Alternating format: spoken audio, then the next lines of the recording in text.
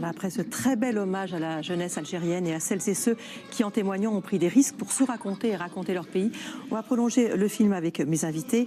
Après 56 semaines de marche pacifique, le Hirak, ce mouvement de dissidence qui a stupéfié le monde, a marqué le pas en raison du confinement imposé par le coronavirus. La pandémie a-t-elle ou aura-t-elle raison de la quête de liberté et de démocratie des Algériens? Est-ce une aubaine pour le pouvoir? Pour en parler avec nous ce soir, 4 invités.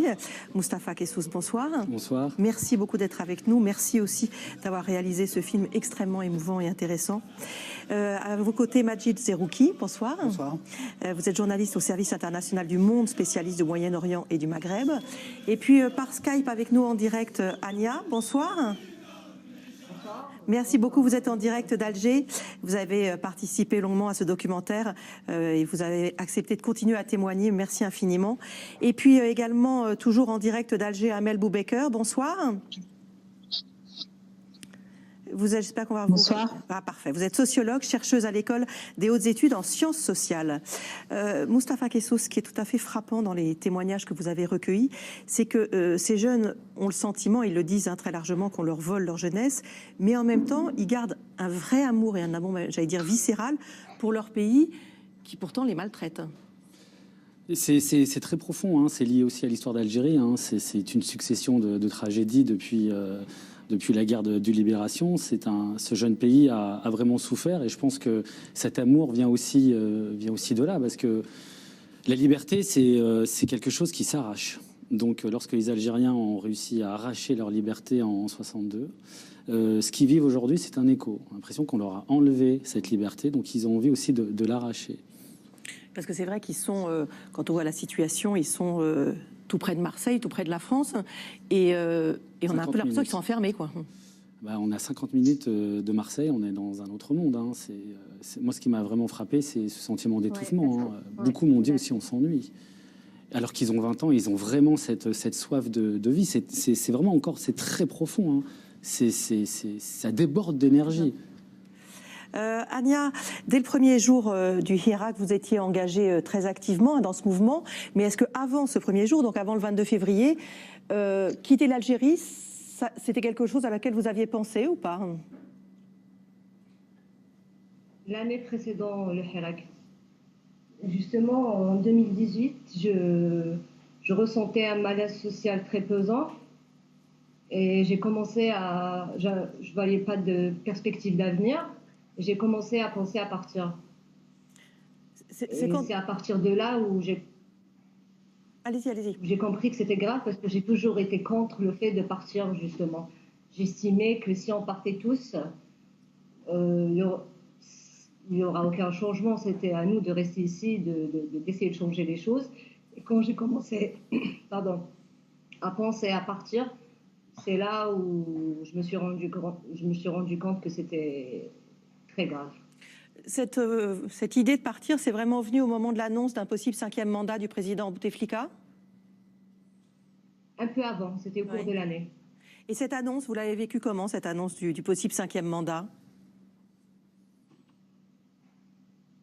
Cette annonce m'a poussée j'ai décidé de me battre sur tous les terrains possibles. Et la première des choses que j'avais faites, c'était d'aller faire ma carte de vote. Même si je ne croyais pas trop à la transparence du vote en Algérie, mais j'avais décidé de faire mon devoir et de faire tout ce qui était à mon pouvoir, en me disant que si un jour je devais partir, j'aurais la conscience tranquille. Mais c'est quoi le sentiment qui a dominé chez vous? C'était un sentiment de colère? C'était un sentiment d'humiliation? C'était quoi? C'était un peu de tout, ça. C'était de l'humiliation. C'était l'humiliation ultime, justement. On était devenu la risée du monde entier. On voulait nous faire élire un cadre. On voulait maintenir à la tête de l'État un président qui n'était plus en mesure d'assurer ses fonctions, et ce depuis son AVC en 2013. Et c'était un ras-le-bol général, on va dire. Oui. Oui, justement, pour prolonger ce que dit Ania, c'est finalement, paradoxalement, l'investiture du 5e mandat de Bouteflika, ça a donné une perspective d'avenir à la jeunesse. C'est-à-dire qu'en fait, juste avant l'élection, fin d'année 2018, en début janvier 2019, on était en entre-deux, c'est-à-dire il y avait une forte résignation d'Algérie, mais on ne savait pas si le FLN allait oser présenter Bouteflika. Donc on était un peu dans cet entre-deux. Et finalement, comme l'a dit très bien Ania, ça a été l'humiliation de trop, ça a été la goutte d'eau qui a fait exploser le vase. Et du coup, ça a redonné une perspective d'avenir en disant on ne se laissera pas faire cette fois-ci et on va se réapproprier l'Algérie. Majid Zerouki, je rappelle que vous êtes journaliste. Le Hirak, c'est une soif, on l'a bien compris, de liberté, de démocratie. Mais on a entendu les mots de Ania, cette humiliation. C'était une volonté de retrouver une dignité pour les Algériens? Oui, et je pense que pour ce qui est des jeunes, on est arrivé à un moment de décalage entre la société et le pouvoir, une contradiction qui n'était plus tenable en fait. Parce qu'on a une jeunesse qui est connectée, qui est informée, qui est ouverte au monde, et un pouvoir, pour ce qui est de sa facette civile, qui semble être sorti d'un musée en fait.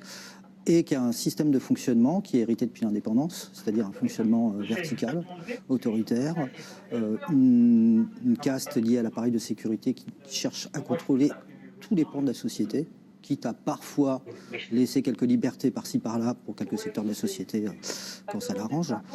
Mais c'était plus tenable. Ce n'est plus tenable avec la réalité aussi de ce qu'est l'Algérie aujourd'hui. La réalité, c'est aussi lié au fait, et c'est pour ça peut-être que c'est la jeunesse qui a lancé ce mouvement, c'est lié au fait que les jeunes Algériens prenaient parfois des cours à l'étranger, enfin des années de césure où vous pouvez partir à l'étranger, qu'il y a les réseaux sociaux, qu'il y a tout ce qui fait que tout d'un coup, il y a une ouverture au monde.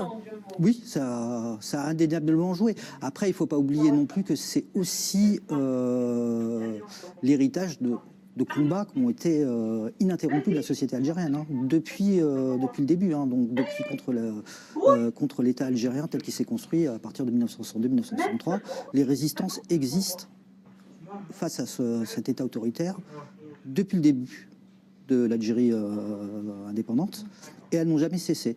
Donc ces jeunes sont aussi les héritiers des combats et des luttes qu'il y a eu avant eux, d'ailleurs, qui reprennent d'ailleurs à leur compte, et dont ils sont fiers et se rapproprient aussi cette histoire-là. D'accord, mais cette ouverture, elle existe aussi des jeunes, effectivement, sur le monde qui est quand même plus accessible aujourd'hui.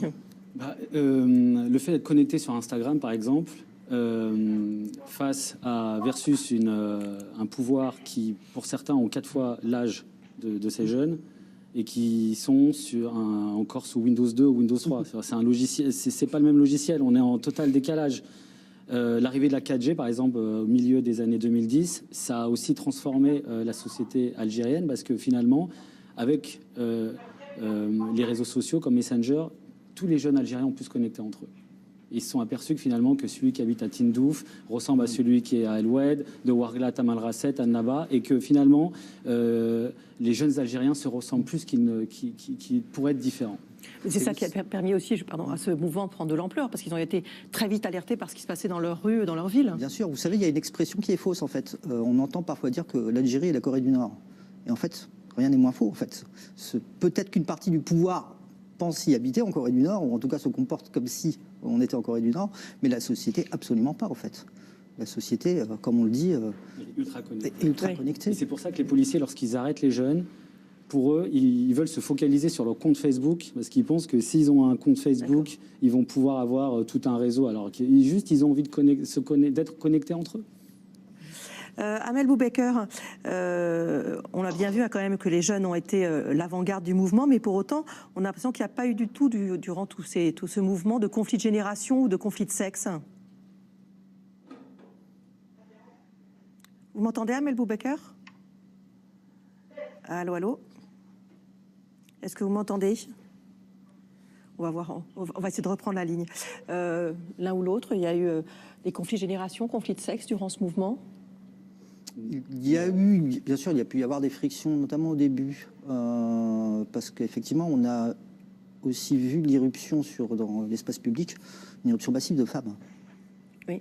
De toutes les conditions sociales, d'ailleurs, et de toutes les générations, qui s'exprimaient et qui ont repris leur place, quelque part, dans l'espace public, dans les rues algériennes, et dans un contexte de revendication, où elles aussi ont des choses à dire par rapport à leurs conditions de femmes algériennes.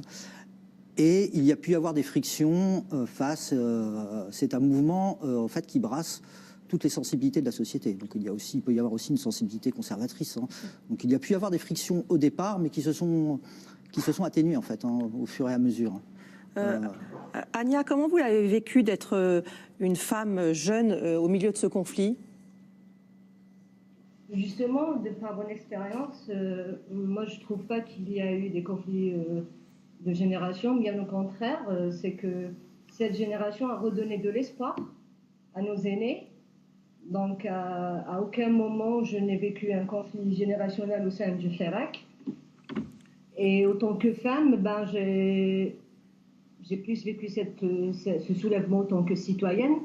La femme algérienne, elle a toujours été présente sur le terrain, elle s'est toujours imposée, elle a toujours été là, que ce soit pendant la guerre de libération, ou pendant le terrorisme, ou pendant les années Bouteflika et jusqu'à aujourd'hui. Donc dire que la femme algérienne aujourd'hui, elle s'est retrouvée une place au sein de la société, je ne vois pas les choses comme ça. Moi, j'estime que la femme algérienne, au contraire, elle a toujours été là, elle a toujours été présente, elle s'est toujours imposée, et surtout pendant la décennie noire. Donc, elle n'était que fidèle à elle-même.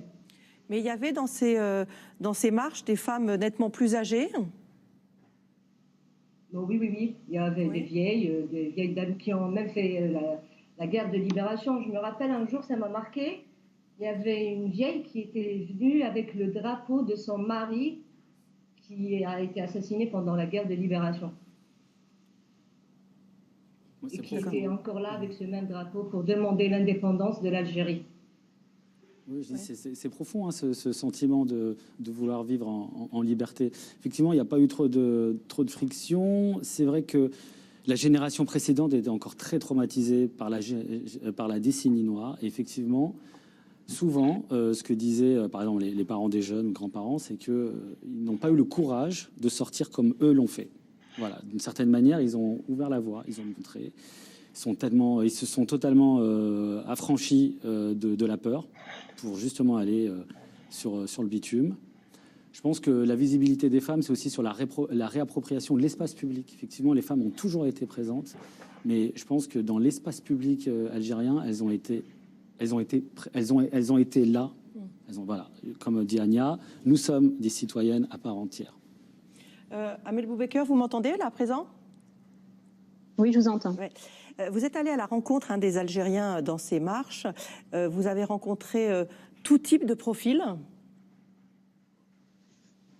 Oui, tout type de profil et avec ce qu'a apporté le Hirak en réalité, et c'est ce qui a été dit en filigrane par vos invités sur la question de la femme, c'est la possibilité de se percevoir selon les propres termes des Algériens. C'est-à-dire que souvent, on leur a imposé par le haut les débats qui devaient avoir lieu, alors pour ou contre le 5e mandat, la guerre des clans, pour ou contre le terrorisme, etc., qui étaient des débats assez biaisés, et pour ou contre le voile parfois même de l'extérieur, hein, cette façon aussi qu'on a un petit peu de voir l'Algérie de l'autre côté de la Méditerranée, où on va pas forcément parler de patriarcat, de boîtes de nuit, de questions de mœurs, etc. En fait, elle est assez décalée par rapport à ce qui a émergé comme type de débat grâce au Hirak. Et donc le Hirak, c'était ça, c'était nous pouvons désormais nous voir avec nos propres yeux et selon nos propres termes.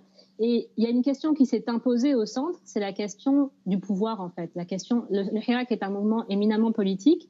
Et lorsque Hania décrit dans le reportage la scène où elle a subi cet interrogatoire poussé, humiliant, injuste, c'est pas simplement la question de la liberté de la femme qui se pose, c'est la question, bien sûr, elle est importante, elle est centrale cette question, mais c'est aussi la question de la justice indépendante, c'est aussi la question des libertés individuelles, mais pour les hommes et pour les femmes. Et ça, c'était très, très, très prégnant dans les marches du Hirak. Le fait que les femmes, les familles aussi, les enfants étaient présents très tôt, en fait que les Algériens ont appris à se voir selon leurs propres termes, encore une fois. Et donc voilà, c'est aussi pour ça que le Hirak, c'est aussi une occasion intéressante pour les Nivea rend hommage à celles qui bougent, celles qui osent, celles qui vivent à fond. Et associe dans un lait hydratant le Q10 et la vitamine C pour une peau plus ferme en seulement 10 jours. Feel good avec le lait hydratant Fermeté Q10. Une peau plus ferme en seulement 10 jours. Par Nivea.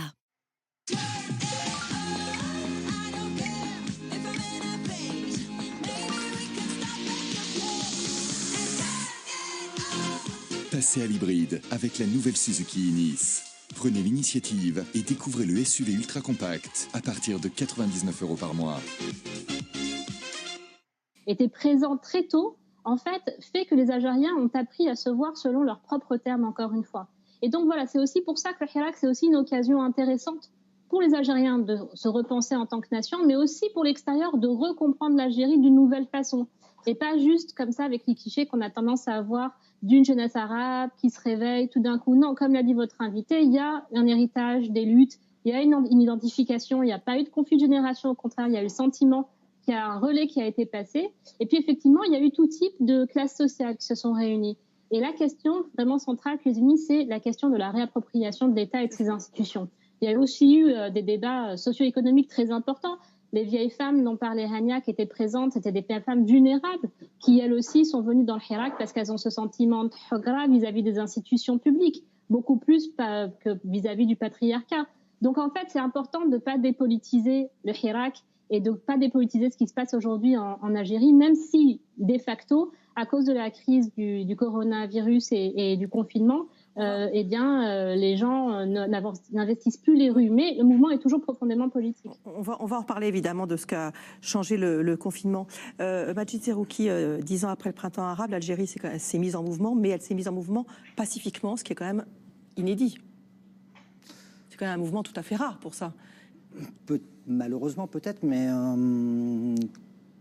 c'est aussi un mouvement pacifique parce que justement il se met en contre et il renvoie une image au pouvoir qui en fait il exprime au pouvoir sa violence en fait.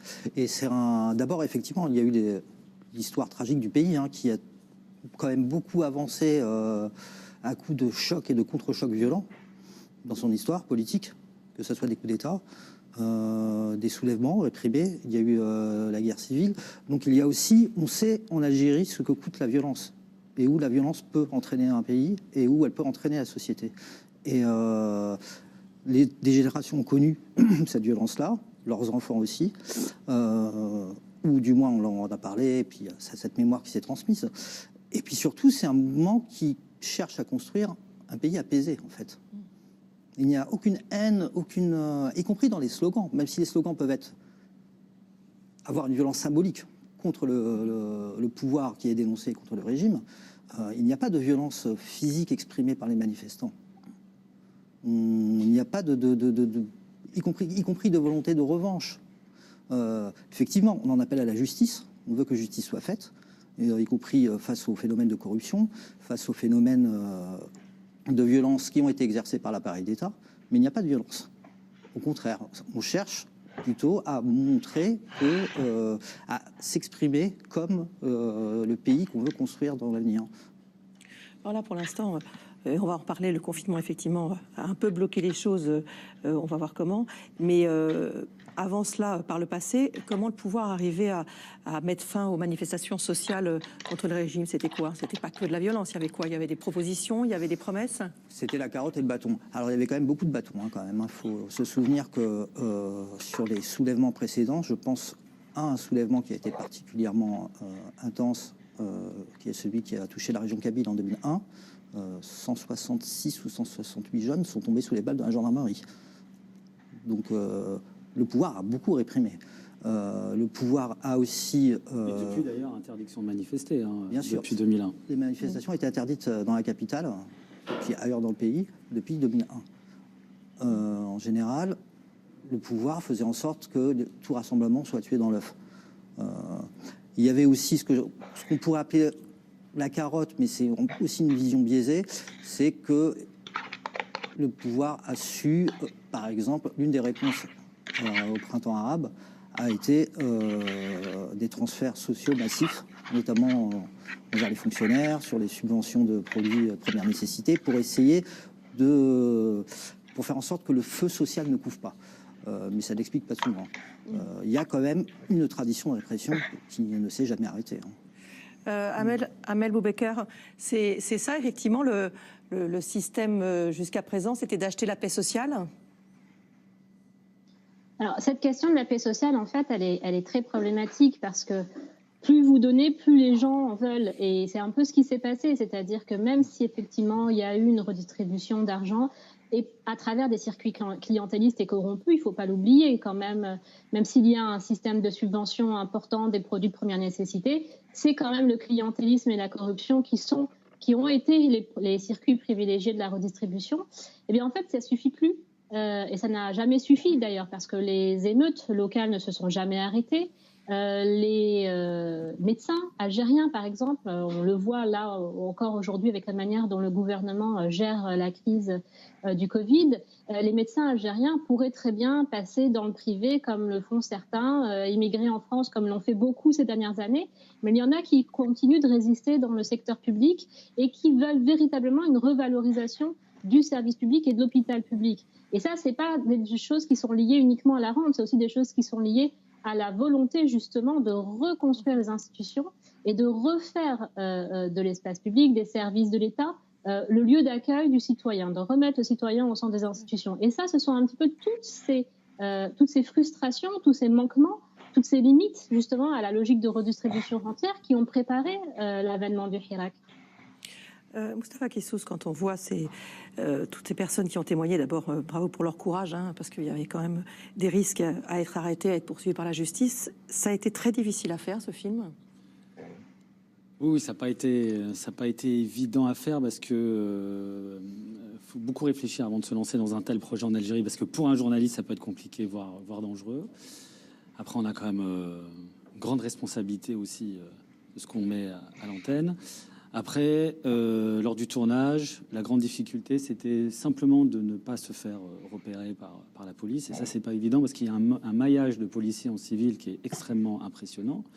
Pour vous raconter juste une histoire, je me souviens, j'étais dans une ville à l'est du pays et je venais de terminer de tourner une séquence et on mettait le matériel dans un taxi. Et la personne qui m'accompagnait m'a dit « Regarde, Mustapha, il y avait un clochard qui était à côté et il était en train de noter quelque chose sur sa main. » C'était la plaque d'immatriculation de la voiture. Donc je suis allé le voir, je lui ai demandé « Mais qu'est-ce que tu fais ?»« Non, mais je trouvais bizarre cette voiture, elle n'est pas immatriculée de la ville, etc. » On l'a suivi et cette personne se dirigeait vers le commissariat de la ville. Donc, et puis nous, on est parti très très vite. Donc le but pour nous, c'était de ne pas se faire prendre, parce que si on se fait prendre, il y a le risque de se faire arrêter, la suppression de nos données, et puis aussi le visionnage, c'est-à-dire vous avez parlé avec qui, etc. Donc on a fait profil bas. Et puis il fallait trouver des témoins qui acceptent de témoigner à visage découvert et en extérieur, parce que tout ça c'est important, ça a du sens dans votre film. Mais oui, parce qu'à partir du moment où on dit l'Algérie, on s'est réapproprié l'Algérie, on va pas en Algérie tourner un film et tourner dans un appartement, ça n'a pas de sens. Il fallait montrer justement ce que c'est que l'Algérie. En France, souvent on me dit l'Algérie, t'es un super pays, mais il n'y a pas d'image de l'Algérie. Bah d'accord, je vais vous montrer ce que c'est un peu l'Algérie. J'ai pas pu montrer comme je l'aurais voulu, mais voilà. Donc c'est pour ça que j'ai voulu qu'on fasse ces interviews dehors. Comme ça, on voit un peu le panorama de l'Algérie. Les marches de protestation se sont interrompues avec l'épidémie de Covid. Est-ce qu'on pourrait dire que c'est un petit peu une chance pour le pouvoir, cette épidémie et ce confinement? Complètement. D'ailleurs, ce n'est pas le seul, on voit ça dans d'autres pays. Mais effectivement, c'est la meilleure chose qui pouvait arriver au pouvoir, malheureusement, et tragiquement. Effectivement, les manifestations maintenaient une pression bi-hebdomadaire quand même sur le pouvoir. C'est elles qui dictaient l'agenda politique et elles obligeaient quelque part le pouvoir à répondre. Même s'il n'apportait aucune réponse sur le fond, politiquement, on pourra en reparler. Mais à partir du moment où tout s'arrête, le pouvoir, lui, ne pense plus qu'à dérouler sa propre feuille de route politique, et puis surtout à en profiter pour régler des comptes, parce qu'il faut appeler les choses telles qu'elles sont. La répression a augmenté depuis? Elle a augmenté, oui. Elle a globalement augmenté dans le sens où je pense qu'on en est il y a dû y avoir entre une soixantaine et une centaine d'arrestations depuis le début du confinement. Pour quel motif? C'est des posts Facebook qui ont pu être publiés il y a quelques mois. Donc en fait, ce n'est pas tant le motif qui compte, puisque la justice algérienne, qui n'est absolument pas indépendante et qui est aux ordres des appareils de sécurité, monte des dossiers. En fait, on désigne des gens aux juges et les juges appliquent en fait des ordres on appelle ça la justice du téléphone en Algérie, appliquent des ordres qui leur sont donnés par les services de sécurité et envoient des gens en prison ou condamnent des gens. Mais ce qu'on sait par contre, Moustapha parlait du maillage policier qu'il y avait en Algérie. Donc ils ont repéré les fortes têtes ou du moins À ce qui leur, Alger ou ce qui leur partout en semblait Algérie être partout, ce qui leur semblait être des fortes têtes. Ils ont des fichiers, ils ont décidé de traquer les militants. Sur quels critères, on ne sait. C'est pas trop, on ne sait jamais trop, mais en tout cas, oui, il y a clairement l'idée de faire en sorte que ça ne reparte pas avec une vision policière qui est, si je neutralise ce que je considère être comme des meneurs, ça ne repartira pas. Mais on sait que ça se passe rarement comme ça. Il y a les meneurs, puis la répression qui s'exerce également sur les journalistes. Oui, tout à fait, oui, puisqu'il y a effectivement 2 journalistes qui sont actuellement détenus. Oui, Khaled Drareni, qui est en détention depuis le 7 mars. Voilà, c'est ça. Pour un motif qui est complètement démesuré et complètement délirant par rapport à son travail. Il est en détention, accusé d'incitation à attroupement illégal et d'atteinte évidemment à la sûreté nationale, à l'unité nationale. C'est un peu les chefs d'accusation, si j'ose dire, classiques. Mais l'affaire Drareni, en fait, montre bien aussi la non-existence d'un état de droit en Algérie. C'est que M. Drareni, qui est extrêmement courageux, avait été convoqué et parfois même kidnappé à plusieurs reprises par les services de sécurité et les services de renseignement intérieur, qui l'avaient menacé, qui lui avaient demandé d'arrêter de faire son travail, qui lui avaient demandé de se taire. Et M. Drareni a continué à faire son travail. Et donc il y a quelque part, y compris la dimension d'une vengeance, un peu, de l'appareil de sécurité. Donc on est très très loin d'un état de droit, en fait. Il y a la justice instrumentalisée au profit de ce type de vengeance. Il faut appeler ça comme... La conception du journaliste indépendant qui ne serait à la recherche que de la vérité, un truc qui chez nous, on peut l'entendre.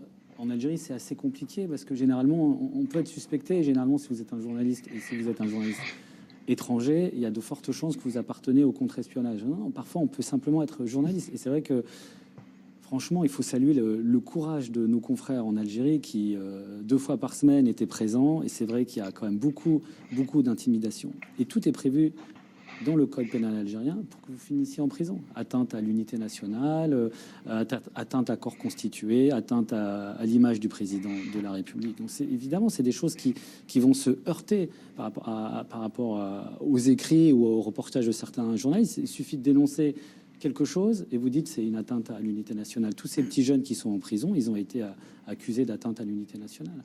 Et il y a aussi il y a cette forme de répression extrêmement violente, notamment qui touche nos 2 confrères. Mais c'est dans le cadre d'une stratégie visant à étouffer globalement, en fait, la presse indépendante algérienne, qui tente de survivre. C'est-à-dire qu'on a des pressions directes, physiques ou morales, contre des journalistes, mais aussi on cherche à l'étouffer économiquement, en lui coupant les cordons de la publicité, ou la censure, puisqu'il y a beaucoup de médias électroniques, plusieurs médias électroniques qui ne sont pas accessibles en Algérie, sauf par VPN, et qui sont censurés, sachant qu'en plus, ce n'est même pas assumé en général. Donc l'idée, c'est de restreindre au maximum le champ de l'information. Amel, vous vouliez intervenir sur cette répression et cette censure ?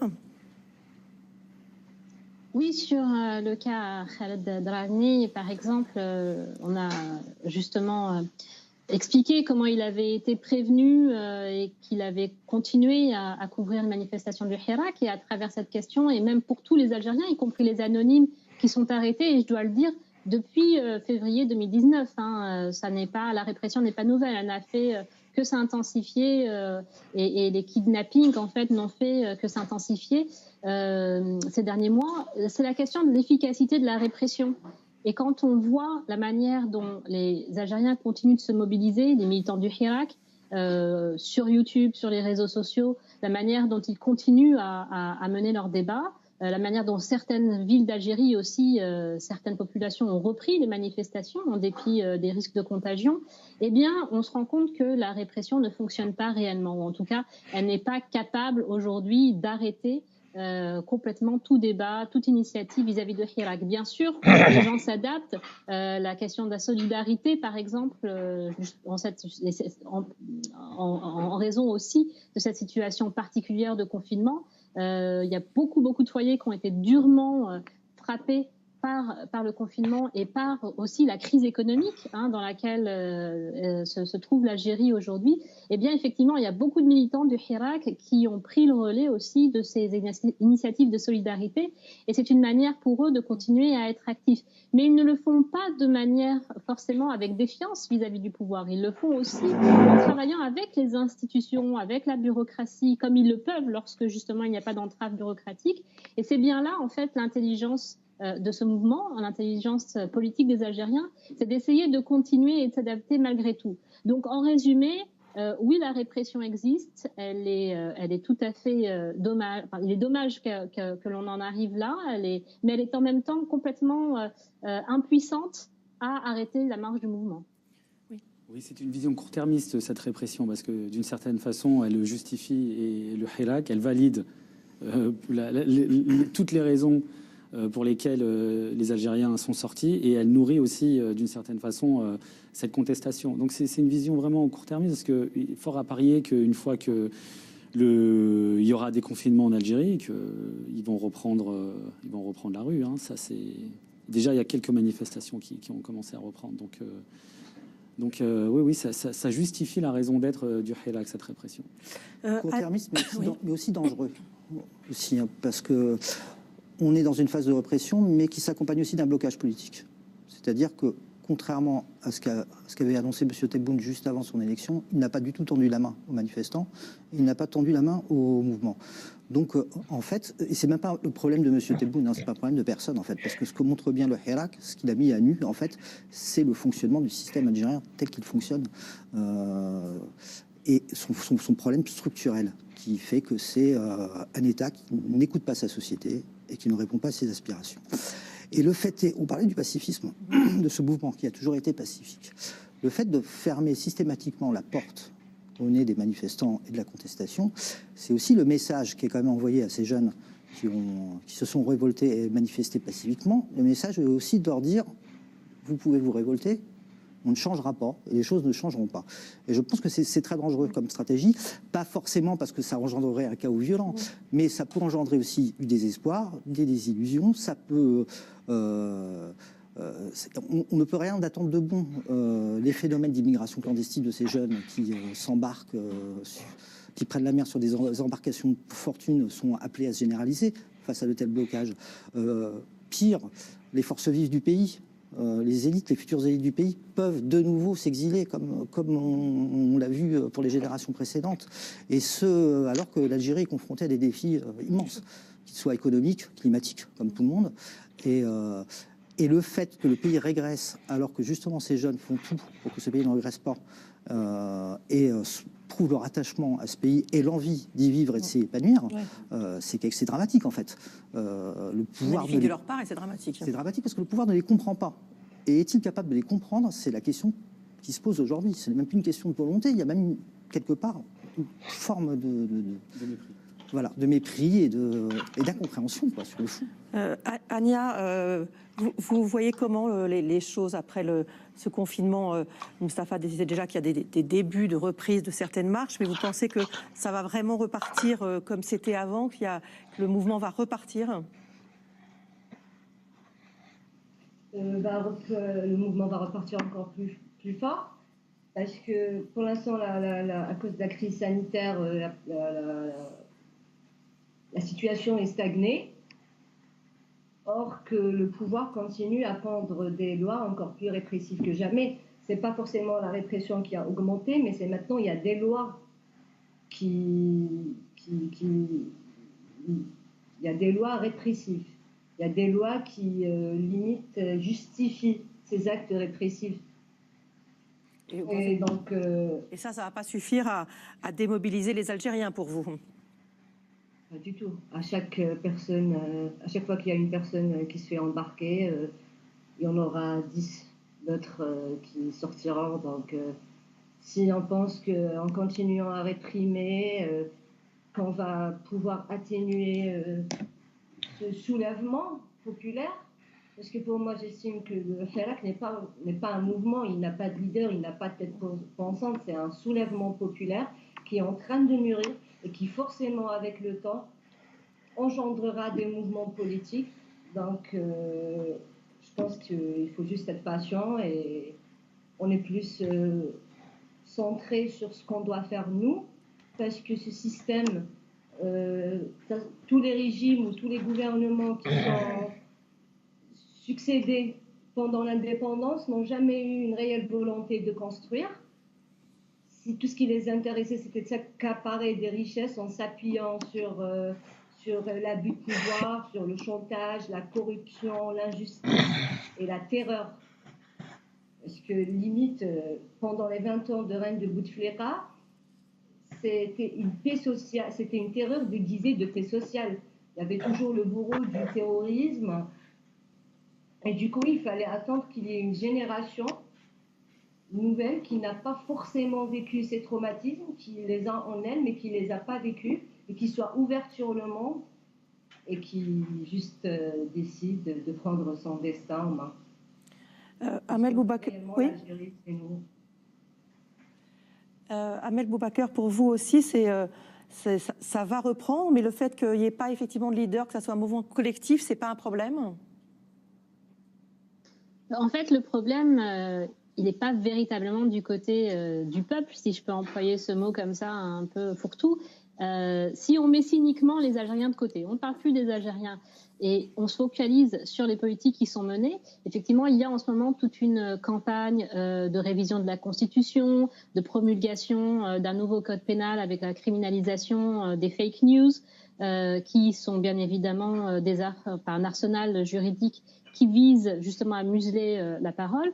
Est-ce que le pouvoir algérien aujourd'hui, le gouvernement même pour être plus précise, a les capacités de pouvoir gérer les crises multidimensionnelles qui s'annoncent? On a parlé de l'outil de la redistribution de la rente qui effectivement ne fonctionne plus et puis les caisses se sont asséchées, c'est devenu compliqué de l'utiliser. On a parlé de l'outil de la répression et du tout sécuritaire qui ne fonctionne pas.